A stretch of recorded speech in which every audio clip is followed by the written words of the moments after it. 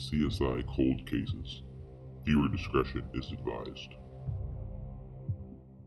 Welcome to the first episode of CSI Cold Cases. Today, we are investigating the Whitechapel murders committed by the infamous serial killer Jack the Ripper.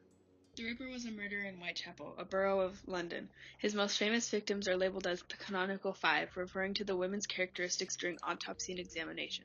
All 5 of the fatalities were committed by strangulation and had their throats brutally sliced. 4 of the 5 women had some sort of disembowelment or disfiguration.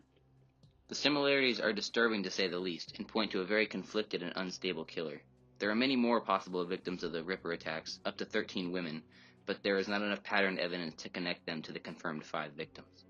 Whitechapel was a very poor and run-down part of London. Overcrowding was a big issue, and it led to a lot of diseases within the community.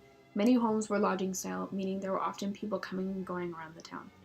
This set the stage for Jack the Ripper by allowing him to wander freely around without much suspicion. There was a Whitechapel police protecting the small borough from criminals and thieves. Their forces were small, and when larger crimes occurred, the City of London police would step in to aid the small community. Although previously suspected to have killed at random, the timing of the Ripper's murders shows a connection with police shifts. This points to a much more sophisticated killer than previously thought.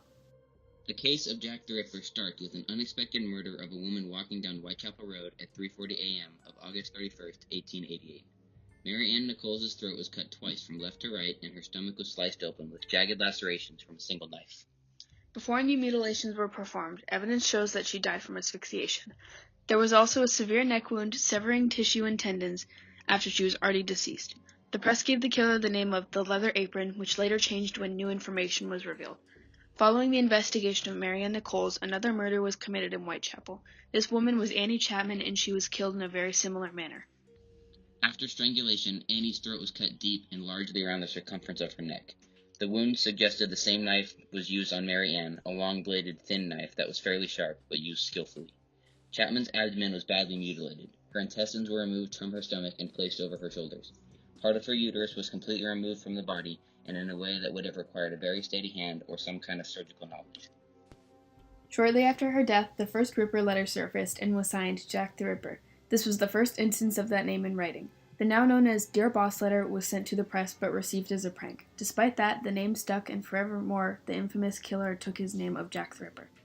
The next 2 murders were titled The Double Event, and this is where the second Ripper letter comes into play. The note is known as the Saucy Jackie postcard, and it reads, "You'll hear about Saucy Jackie's work tomorrow in the double event." On September 30th, 1888, those words rang true. Elizabeth Stride and Catherine Eddowes were killed within a few hours of each other and within a few blocks as well. They had the characteristics of the Ripper victims: slashed throat and dead by asphyxiation. Elizabeth had no mutilations besides her horrific neck wound, suggesting Jack ran out of time and risked being caught. Less than an hour later, and within walking distance, Catherine Eddowes' life was also taken that night. Her body was absolutely torn apart. The intestines were flung about, over her shoulders and across her abdomen. Her face was terribly mutilated, with deep slashes across the nose and disfigured ears. The Saucy Jackie postcard was received on October 1st, making it probable that the note was written before the killings happened. Skeptics say the postcard was a hoax, but historians don't know for sure if the Ripper wrote it or not. On October 16, 1888, a man named George Lesk received the From Hell letter, promising to deliver a woman's kidney. This letter is thought to be written by Jack because it made good on the promise and was sent with a half-eaten kidney. Unable to dismiss the organ as animals, he took it for examination. The kidney was in fact human, but due to technology of the time, was not able to be matched to an individual. Mary Jane Kelly was the final victim of Jack the Ripper and the most intriguing. Her body was the only one found indoors, and her disfigurement was the most severe by far. Her entire abdomen had been emptied of all the contents, including the liver, uterus, kidney, and spleen. Her breasts had been cut off, and the skin around her thighs and abdomen were completely removed and found on a nearby table. Finally, her neck was cut down to the bone all the way around, and her arms had severe gashes lengthwise down them. Again, the incisions were made with a slender knife about 6 inches long. The removal of so many organs again suggests some kind of medical background, making the killer a very troubling individual. All of the victims were killed before mutilations were performed, leaving the Ripper's motives uncertain. Possible theories are an interest of dissection or a motivation of profit by selling the organs on the black market. After Mary Kelly's death, no other trace of the Ripper was ever found. He completely disappeared from any kind of news coverage or public attention. No killings of any similarity in London occurred after the last casualty.